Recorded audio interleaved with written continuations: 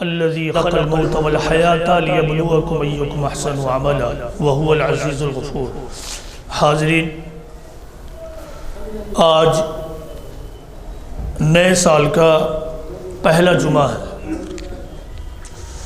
تو میں نے سوچا کہ یہ چونکہ پہلا جمعہ ہے، سال کا آغاز ہے، تو کیوں نہ خالص نوجوانوں کی نسبت سے چند باتیں عرض کی جائے، اور یہ کہ نوجوانوں کو چند اہم باتیں نصیحت کی جائے تاکہ وہ اپنی زندگی کو اور اپنے سال کو بہتر بنا سکیں۔ میں نے ابھی قرآن کی ایک آیت پڑھی ہے، وہ اس آیت کا ترجمہ اس طرح ہے کہ اللہ نے موت و حیات کو پیدا کیا تاکہ وہ دیکھے کہ کون اچھا عمل کرنے والا ہے اور کون برا عمل کرنے والا ہے۔ تو حاضرین، موجودہ دنیا کا پورا جو سسٹم ہے، خدا نے یہ جو پوری دنیا تخلیق کی ہے، اس کا ایک ہی بنیادی مقصد ہے تاکہ اللہ تعالیٰ تمام افراد اور تمام انڈیویجولز کی جانچ پڑتال کرتا رہے اور یہ دیکھے کہ کون لوگ گڈ ڈیڈز کرنے والے ہیں، اچھے اعمال کرنے والے ہیں، اور کون لوگ برے اعمال کرنے والے ہیں۔ اچھے اعمال سے مراد محض مسجد والا ہی عمل نہیں ہے کہ آدمی مسجد جائے اور مسجد سے لوٹے۔ اچھے اعمال کا مطلب ہے ہر وہ کام جو خدا اور رسول کی نگاہ میں درست ہے، وہ اچھا کام ہے، اور ہر وہ کام جو خدا اور رسول کی نگاہ میں غلط ہے، پھر وہ غلط کام ہے، خواہ وہ کام مسجد کے اندر ہی کیوں نہ کیا جائے۔ تو اچھا کام خواہ وہ مسجد کے اندر ہو یا مسجد کے باہر، برا کام خواہ وہ مسجد کے اندر ہو یا پھر مسجد کے باہر، تو وہ برا ہے۔ نماز پڑھے آدمی مسجد کے اندر لیکن کینہ اور بغض لیے رہے، تو یہ اچھا کام بھی ہمارے لیے وبال جان ہی بن رہا ہے۔ تو بنیادی بات کیا ملی کہ یہ پوری کی پوری دنیا صرف اس لیے چل رہی ہے یا چلائی جا رہی ہے تاکہ اللہ ہمیں اور آپ کو یہ دیکھے کہ ہم کیا عمل کر رہے ہیں۔ اب چند بنیادی باتیں آپ کے سامنے رکھتا ہوں، خصوصاً نوجوانوں کے لیے۔ نوجوان نہیں ہیں تو والدین ہوں گے، والدین کو چاہیے کہ یہ باتیں اپنے ذہن میں بٹھائیں اور پھر اپنی اولاد کے سامنے یہ بات رکھیں یا ان کی پرورش میں ان باتوں کو اپنی نگاہ کے سامنے رکھیں۔ اس سے پہلے آپ کو ایک خبر سناتا ہوں، یہ خبر گفتگو سے لنکڈ ہے۔ آج صبح جب میں نے دیر صبح جب میں نے فیس بک کھولا تو فیس بک پہ ایک پیج ہے سنگم پٹنہ کے نام سے، اس پہ ایک خبر تھی ایک نوجوان کے حوالے سے جن کا نام تھا شمشاد علی، مرحوم شمشاد علی۔ یہ خبر بہت زیادہ عبرتناک ہے نوجوانوں کے لیے بھی اور معمر لوگوں کے لیے بھی، عمر دراز کے لیے بھی۔ ان کے والد کا نام تھا مرحوم رحمت علی صاحب۔ ابھی 4/1/2023 کو ان کی شادی ہوئی تھی شریف کالونی کے کسی میرج ہال میں، لیکن کل ان کا انتقال ہو گیا۔ بوقت شادی عام طور سے ایک نوجوان کی عمر ہی کیا ہوتی ہے؟ عام طور سے جو ہمارے علاقے میں شادی ہوتی ہے وہ 30 سال کے آس پاس عمر ہوتی ہے، یا تو 30 سال سے کچھ کم یا 30 سال سے کچھ زیادہ، کسی کی عمر زیادہ یا کم ہو سکتی، لیکن عام طور سے شادی جو ہوتی ہے وہ 30 سال سے کم یا 30 سال سے زیادہ ہمارے علاقے میں۔ تو 4/1/2023 کو شمشاد علی صاحب مرحوم کی شادی ہوئی، نکاح ہوا، کل ان کا انتقال ہو گیا، تجہیز و تکفین بھی ہو گیا۔ اس میں سبق ہے، وہ سبق یہ ہے نیا سال جب آتا ہے تو عام طور سے نیا سال تو بہرحال نیا ہے، لیکن نیا سال آتا ہے تو عام طور سے ہم اس میں غیر سنجیدگی کا مظاہرہ کرتے ہیں، یعنی انسنسیئر ایکٹیویٹی میں انگیج رہتے ہیں۔ ہم انٹرٹینمنٹ کرتے ہیں، خوشیاں مناتے ہیں اور لہو و لعب میں انگیج ہو جاتے ہیں۔ حالانکہ صحیح بات یہ ہے، بہت ہی سیریس بات وہ یہ کہ ہر آنے والا دن، ہر آنے والا ہفتہ اور ہر آنے والا سال آپ کی ملی ہوئی زندگی سے ایک دن، ایک ہفتہ اور ایک سال کم کر کے گزر کر چلا جاتا ہے۔ ہم نادانی میں یہ سمجھتے ہیں کہ آنے والا سال ہماری زندگی میں ایڈ اپ کر رہا ہے، لیکن ایسا نہیں ہوتا ہے، بلکہ ہر آنے والا سال آپ کو ملی ہوئی زندگی سے 1 سال لے کر چلا جاتا ہے۔ ہم نادانی میں اپنی زندگی کو جو ابھی ہم جی رہے ہیں اس کو فور گرانٹیڈ لیے ہوئے ہیں، یقینی طور سے جیسے ہم زندہ ہیں تو ہم غیر شعوری کے عالم میں یہ سمجھتے ہیں کہ بس ہم زندہ ہی رہیں گے، موت اور میں تو بالکل دو اجنبی چیزیں ہیں۔ لیکن اس طرح کے اموات جو نوجوانوں پر آتی ہیں، ہمیں آپ کو سب کو نوجوانوں کو بالخصوص سبق دے رہی ہیں کہ اپنے زندگی کے مول کو اور قیمت کو سمجھیے۔ ابھی جو وقت ہے آپ کے پاس یہی وقت ہے، جو گزر گیا وہ گزر گیا، آنے والے کے بارے میں خبر نہیں ہے، لہٰذا ابھی جو وقت ہے اس کو بھرپور طور پر استعمال کر لیجئے، چونکہ آئندہ جو آپ خواب دیکھتے ہیں کہ آئندہ 2 سال 4 سال نہیں معلوم ہے کہ ایک دن بھی آپ کو ملنے والا، ہم کو ملنے والا ہے یا نہیں۔ پہلا لیسن، ملی ہوئی زندگی کو جو ابھی آپ جی رہے ہیں، ابھی آپ مسجد میں بیٹھے ہیں، یہ وقت آپ کے لیے قیمتی ہے، لہٰذا اس وقت اپنے پورے دماغ کو فوکس کیجئے کہ جو بات ہو رہی اسے سمجھیں۔ اسی طرح آپ جہاں کہیں بھی موجود ہوتے ہیں وہی وقت آپ کا اپنا ہے، آنے والا کوئی وقت نہیں ہوتا ہے۔ تو یہ ایک بات کہ اپنی ملی ہوئی زندگی کی اہمیت کو جانیے۔ موت کا جلاد فرشتہ کبھی بھی کسی وقت بھی آپ کے پاس آ سکتا ہے اور آپ کے دور دراز اور لمبے سمے کے پلاننگ کو چکنا چور کر سکتا ہے، لہٰذا ابھی کچھ کر جانے کی پلاننگ کیجیے۔ دوسری بات، نوجوانوں میں موجودہ زمانے میں ایک چیز دیکھی جا رہی، وہ یہ ہے آلس بہت زیادہ بڑھ رہی ہے۔ آلسی، سستی پن، یہ سستی پن بہت زیادہ جان لیوا ہے، بولنے میں بہت ہی سادہ لفظ ہے، آپ تمام لوگ اس سے مانوس ہیں، لیکن یہ سستی اور یہ لیزینس آپ کے لیے بہت زیادہ جان لیوا ہے۔ یہ تو آپ کو نہ گھر کا چھوڑتی ہے اور نہ گھاٹ کا چھوڑتی ہے، نہ آپ کو دنیا میں اعلیٰ کام کرنے دیتی ہے اور نہ آپ دیندار ہی بن سکتے ہیں۔ اگر آپ کے اندر سستی ہے تو آپ نماز میں بھی سستی کیجئے گا، وقت سے مسجد نہیں پہنچیے گا، ایک وقت پہنچ جائیے گا تو دوسرے وقت آپ کی سستی آپ پر حاوی ہوگی اور آپ دوسرے وقت مسجد میں نہیں پہنچ پائیے گا۔ لہٰذا آپ اپنے مسجدوں کا جائزہ لیجئے کہ آپ کی مسجدوں میں مختلف اوقات میں کتنے لوگ پہنچ رہے ہیں۔ ان میں کچھ لوگ تو ایسے ضرور ہیں جو سستی اور کاہلی کی وجہ سے مسجد نہیں پہنچتے ہیں۔ اور اب 5 وقت میں ایک اور وقت کا جائزہ لیجئے اور وہ ہے فجر کا وقت۔ تو میکسیمم مساجد ایسی ملیں گی جہاں ایک صف بھی مکمل نہیں ہوتا ہے۔ آپ کے یہاں کے بارے میں بتا دوں، آپ کی اس مسجد میں 2 آدمی ایوریج ہے، امام صاحب اور 2 آدمی عام نمازوں میں تو 1 صف، 1.5 صف، 2 صف، اور مغرب میں کچھ زیادہ بھی لوگ ہوتے ہیں، لیکن فجر میں امام صاحب کے علاوہ 2 آدمی ایوریج ہیں، کبھی 1-2 آدمی اور زیادہ بھٹک اٹک کے پہنچ جاتے ہیں، یہ معاملہ ہے۔ تو یہاں صرف یہی چیز نہیں ہے کہ آپ نماز سے غافل ہیں، ایک بڑی چیز ہے سستی۔ دیکھیں سستی نے آپ کو اتنا تباہ کر دیا کہ فجر کے وقت آپ سوئے ہوئے ہوتے ہیں اور مسجد نہیں پہنچ پاتے ہیں۔ فجر کا وقت اتنا قیمتی ہے، اتنا قیمتی ہے، اتنا قیمتی ہے کہ الفاظ میں نہیں بیان کیا جا سکتا، انتہائی قیمتی۔ لہذا قرآن میں فجر کے بارے میں یہ ہے کہ ان قرآن الفجر کان مشہودا، کہ یہ جو فجر کی تلاوت ہے وہ حضوری کی تلاوت ہے، حضوری کی تلاوت۔ روایتوں میں یہ بات آتی ہے کہ فجر کے وقت تمام فرشتے اکٹھا ہوتے ہیں، رات والے فرشتے بھی اور صبح والے فرشتے جن کی ڈیوٹی لگتی، سب ایک جگہ جمع ہوتے ہیں، تو ایک خاص نورانی اور روحانی کیفیت اور ماحول ڈیولپ ہو جاتا ہے۔ فرشتوں کا ایک کام ہے کہ لوگوں کے اندر روحانیت کو ڈیولپ کریں، تو جو لوگ فجر کا اہتمام کرتے ہیں ان کے اندر روحانیت کے ڈیولپ ہونے کا زیادہ امکان ہوتا ہے۔ لیکن یہ سستی آپ کی اس فجر کو تباہ کر رہی، اور پھر جب فجر چھوٹا تو پورا دن ہی برباد ہوتا چلا جاتا ہے۔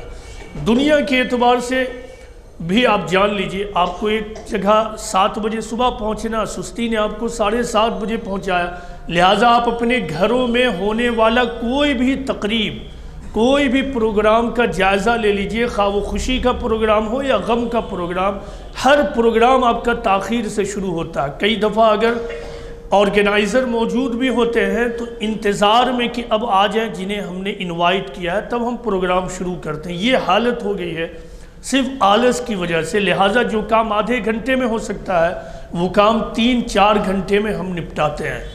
آلس اور آلسی اور سستی ہر آدمی کے اندر تحقیق سے معلوم ہوتا ہے کہ ہر آدمی کے اندر موجود ہے۔ سائنس میں ہم نے ایک ٹرم پڑھا تھا انرشیا۔ انرشیا میں یہ بتایا گیا تھا کہ کوئی بھی مادہ اور کوئی بھی میٹر اپنے اندر تبدیلی کو جلدی قبول نہیں کرتی ہے، تو ہم بھی ظاہر ایک مادہ ہیں سائنس کی زبان میں، تو ہمارے اندر جو تبدیلی ہوتی موومنٹ، تو ہمارا جسم اس کو نارملی قبول کرنے کو تیار نہیں ہوتا ہے۔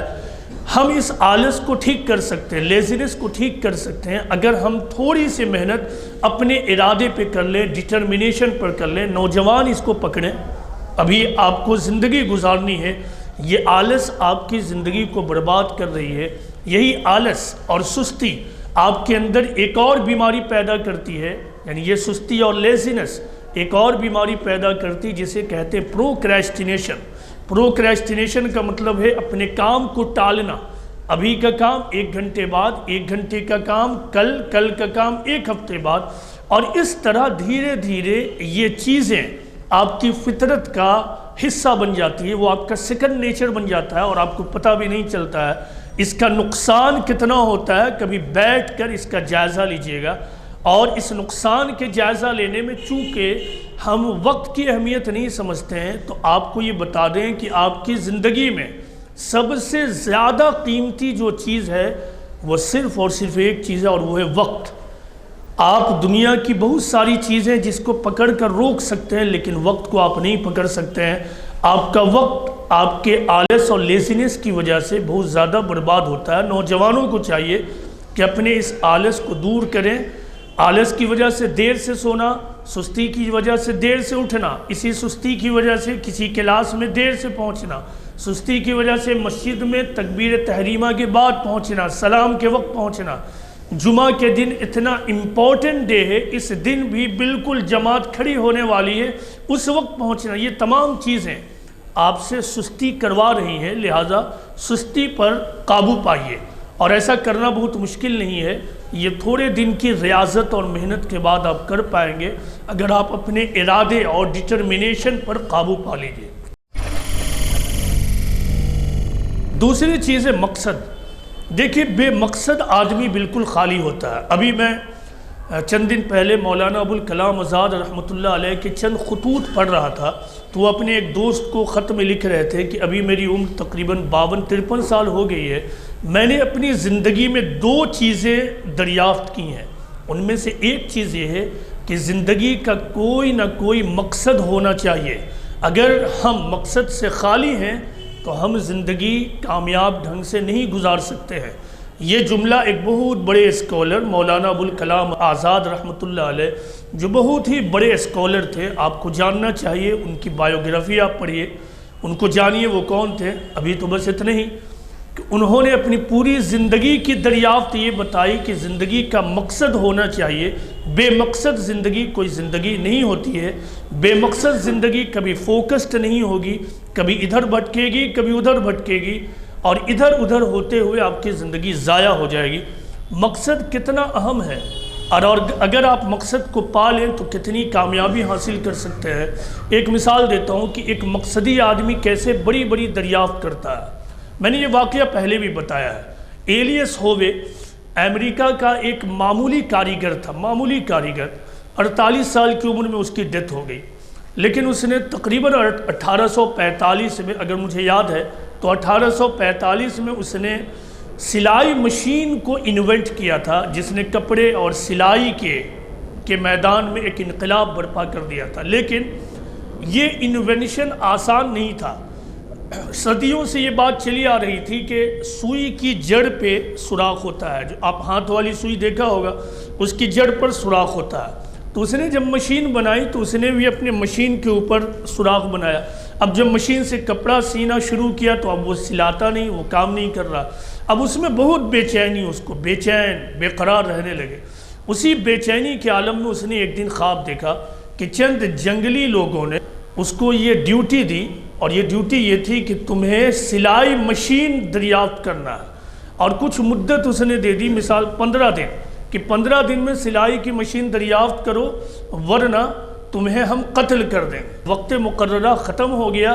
اب وہ جو جنگلی لوگ تھے اس کے پیچھے چھڑا برچھا لے کے دوڑے مارنے کے لیے، خواب ہی میں ایلیس ہووے نے دیکھا کہ وہ جو چھڑا یا برچھا لے کے دوڑ رہے ہیں وہ لوگ، اس کے سرے پر سوراخ ہے۔ اب وہیں سے اس کو اپنے انوینشن کا سراغ مل گیا، وہ اٹھتا ہے اور اٹھنے کے بعد اب اپنے سلائی کی مشین میں نیچے کی طرف سراغ کیا اور اب مشین کام کرنا شروع کر گئی، اور وہی مشین ہے جس سے آج آپ کپڑا سیتے ہیں۔ اس مشین میں اب ترقیاں بھی ہوئی۔ یہ مقصد ہے، جب آپ کسی مقصد کو لے کر چلتے ہیں تو آپ بڑی بڑی چیزوں کو دریافت کر لیتے ہیں، لیکن اگر آپ بے مقصد زندگی گزارتے ہیں تو آپ ایک ٹائنی پارٹیکل بھی دریافت کرنے کے لائق نہیں ہوتے ہیں۔ ایک مقصد والا آدمی ہمیشہ فوکسڈ ہوتا ہے، اس کی نگاہ اپنے مقصد کی طرف جاتی ہے، لہٰذا وہ لڑائی بھڑائی ادھر ادھر سب سے بچتے ہوئے اپنی زندگی کے سفر کو جاری رکھے گا۔ لیکن جن لوگوں کی زندگی میں مقصد ہی نہیں، ان کی زندگی میں کوئی لطف نہیں، وہ خود بھی بے لطف ہوتے ہیں اور دوسروں کی زندگی کو بھی بے لطف بناتے ہیں۔ دیکھیں مقصد آدمی کو کیسے فوکس کر دیتا ہے۔ ایک اور مثال لیجئے، یہ مثال ایک بہت بڑے فزسسٹ سائنٹسٹ پال ڈیراک کا ہے۔ انہوں نے اینٹی پارٹیکل دریافت کیا تھا، تو شروع میں اینٹی پارٹیکل کی بات کرنا بھی فزکس کی دنیا میں ایک عجیب بات سمجھی جاتی تھی۔ جس اسٹوڈنٹ نے فزکس پڑھا ہوگا وہ جانتے ہوں گے فزکس، اینٹی پارٹیکل تو پہلے تو صرف 3 ہی فنڈامنٹل پارٹیکلز دریافت ہوئے تھے، الیکٹران، پروٹون، نیوٹران، لیکن پال ڈیراک نے سب ایٹمک پارٹیکل کے بارے میں بھی بات کی۔ شروع میں لوگوں نے مذاق بنایا، لیکن جب بعد میں اور ریسرچ ہوا تو یہ تحقیق بھی صحیح ثابت ہو گئی، اور اس طرح وہ پارٹیکل دریافت ہوئی جسے آج ہم پوزیٹران کے نام سے جانتے ہیں۔ پال ڈیراک سے لوگوں نے سوال کیا کہ آپ اتنا زیادہ چونکا دینے والی تھیوری کو کیسے ڈسکور کیا؟ پال ڈیراک نے جو جواب دیا، تمام نوجوان غور سے سنیں۔ انہوں نے یہ جواب دیا کہ جب میں اپنے اسٹڈی روم میں ہوتا ہوں یعنی لائبریری میں، تو میں اپنے سر کو نیچے اور پیر کو اوپر کر کر رہتا ہوں۔ یہ ایک لطیفہ ہے، لیکن اس لطیفے میں انہوں نے ایک اہم بات بتائی۔ لطیفہ میں انہوں نے کہا کہ میں سر نیچے اور پیر اوپر رکھتا ہوں تاکہ میرے سارے جسم کا خون میرے سر میں پہنچ جائے۔ یہ جملہ ان کا بتا رہا ہے کہ اگر آپ کو کوئی بڑا کام کرنا ہے تو آپ کو 100% فوکسڈ ہونا ہوگا تاکہ آپ کے تمام جسم کا خون آپ کے دماغ میں پہنچے۔ مطلب یہ کہ آپ کی پوری انرجی اس ایک کام پر لگ جائے۔ ایسا نہ ہو کہ آپ ادھر بھی لگے ہیں، ادھر بھی لگے ہیں، یہاں بھی لگے ہیں، وہاں بھی لگے ہیں، نتیجہ نہ یہ ہوگا نہ وہ ہوگا۔ اگلی نصیحت جو میں نوجوانوں کو کرنا چاہوں گا وہ یہ ہے کہ اپنے اندر مطالعہ اور اسٹڈی کی عادت ڈالیے۔ تحقیقات نے یہ ثابت کیا ہے کہ دنیا میں جتنی قومیں ہیں، عیسائی، یہودی، مسلم اور دیگر اقوام، ان میں مسلمان ہی ایک ایسی قوم ہے جو سب سے کم کتابیں پڑھتی ہیں۔ شاید سال میں 1 کتاب وہ پڑھ لیں، شاید۔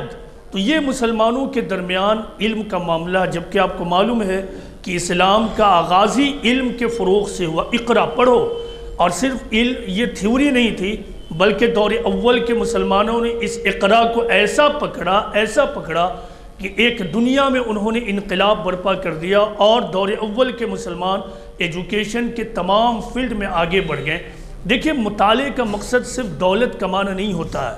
مطالعہ اور کتاب پڑھنے کا جو مقصد ہے، اصل مقصد اپنے دماغ کو کھولنا، اپنے شعور کو ڈیولپ کرنا، اپنا انٹلیکچوئل ڈیولپمنٹ کرنا، یہ کتاب اور پستک کے مطالعے کا اصل مقصد ہے۔ اس کا تعلق جاب سے، نوکری سے، پیسہ کمانے سے نہیں ہے۔ کتاب کے مطالعے کا خالص مقصد جو ہے وہ ہے اپنے دماغ کو ڈیولپ کرنا، باشعور ہونا، دنیا سے باخبر ہونا۔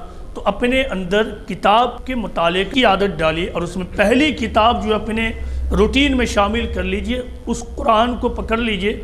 قرآن آپ کو باشعور بھی بنائے گا، آپ کو حقیقت پسند بھی بنائے گا، آپ کے خدا سے متعارف بھی کرائے گا، آپ کو یہ بھی بتائے گا کہ اس دنیا میں کس طرح تم بامقصد زندگی گزارو، وغیرہ وغیرہ۔ دن میں اگر 5 منٹ بھی ہو سکے تو 2 آیت لیجئے، 2 آیت کا ترجمہ سمجھ کر اپنی زبان میں پڑھیے، بس اتنا ہی کیجئے، صرف 5 منٹ۔ اگر بہت نہیں ہوتا ہے تو صرف 5 ہی منٹ سے ہی قرآن کے مطالعہ سے شروع کیجئے، اور پھر جو کتابیں آپ پڑھنا چاہیے وہ پڑھیے۔ لیکن کتاب پڑھنے کی عادت اپنے اندر ڈالیے۔ اگلی نصیحت جو میں کرنا چاہوں گا وہ یہ ہے کہ اپنے آپ کو شکایت سے بچائیے۔ مسلمانوں کی حالیہ تاریخ 100-150 سالہ تاریخ کا جب جائزہ لیں گے تو آپ یہ پائیں گے کہ مسلمانوں کے اندر شکایتی سوچ ڈیولپ ہوئی ہے، کمپلیننگ سوچ، یعنی اپنے ہر مسئلے کے لیے کسی دوسرے کو ذمہ دار قرار دینا۔ اب یہ کلچر ہم مسلمانوں میں اتنا بڑھا کہ وہ ہر گھر کا قصہ بن گیا ہے۔ ہر نوجوان جو اپنے گھر میں فیلئر کا نمونہ بنا ہوا ہے وہ اپنے فیلئر اور ناکامی کا ذمہ دار اپنے والدین کو دیتا ہے، محلے والا اپنے پڑوسی کو دیتا ہے، اور ملک والا اپنے ملک کے گورنمنٹ کو اور حکومت کو دیتا ہے۔ آپ کو جاننا چاہیے کہ اگر آپ کے اندر ہنر ہے، صلاحیت ہے، آپ باصلاحیت انسان اپنے آپ کو ثابت کر چکے ہیں، تو پھر دنیا کی کوئی طاقت آپ کو نہیں روک سکتی ہے۔ اس سلسلے میں آپ حضرت علی رضی اللہ عنہ کی ایک نصیحت ہمیشہ یاد رکھیے۔ تمام نوجوان حضرت علی رضی اللہ عنہ کی اس نصیحت کو اپنے لیے تعویذ بنا لیجئے۔ تعویذ آپ سمجھ رہے ہیں کہ یہ ایک اہم لفظ ہے، تعویذ مطلب بالکل اپنے سے جوڑ لیجئے۔ حضرت علی رضی اللہ عنہ نے کہا کہ the value of a person lies in excellence، یعنی کسی انسان کی قدر و قیمت ایکسلنس میں ہے، یعنی اپنے اندر امتیاز پیدا کیجئے۔ یعنی ایک تو یہ ہے کہ آپ اپنے آپ کو اچھا بنا لیں، بہتر بنا لیں، بہت بہتر بنا لیں، لیکن ایک چیز اور ہے جو ان تمام چیزوں سے اوپر ہے، وہ کیا ہے؟ اپنے اندر ایکسلنس پیدا کیجئے۔ آپ کسی بھی فیلڈ میں جائیے، جو بھی فیلڈ اختیار کرنا، آپ کو تجارتی میں طبیعت لگتی ہے، آپ وہی اختیار کیجئے، لیکن اس تجارت کا مکمل آپ ماہر بننے کی کوشش کیجئے۔ اگر آپ ادھورا کام کرتے ہیں تو ادھوری زندگی گزاریے گا، پھر شکایت کیسی؟ جو آپ نے اپنے لیے چنا وہی آپ کو ملے گا۔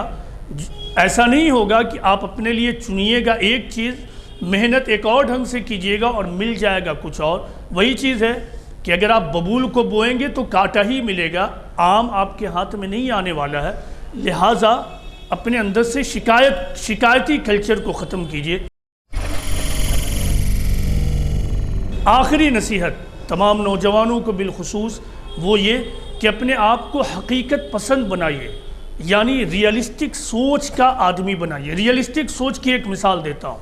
شہد کی مکھی کے بارے میں آپ کو معلوم ہے کہ شہد کی مکھی شہد بناتی ہے۔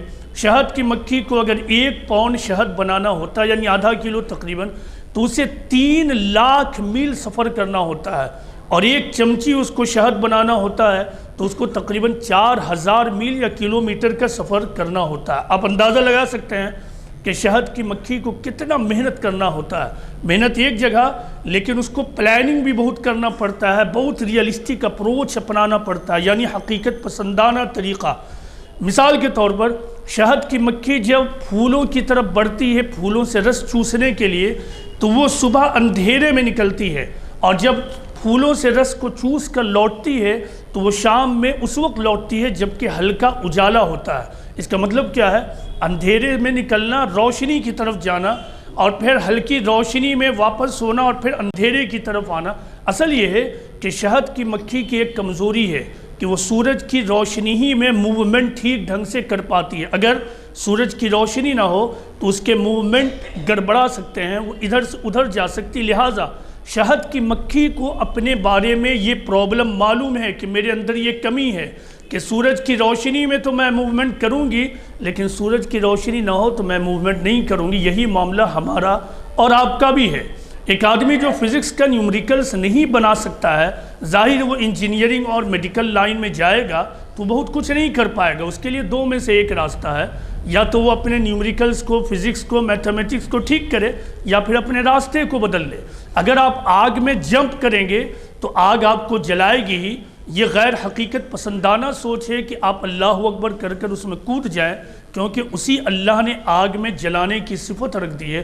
اسی سے آپ حقیقت پسندانہ سوچ کیا ہوتی ہے اس کو آپ سمجھ سکتے ہیں۔ آپ کو اردو جرنلزم میں جانا ہے، اردو اخبار میں، تو ظاہر آپ کو اردو زبان آنی چاہیے۔ اردو زبان نہیں آتی ہے تو اردو جرنلزم میں آپ کو انٹری نہیں ملے گی۔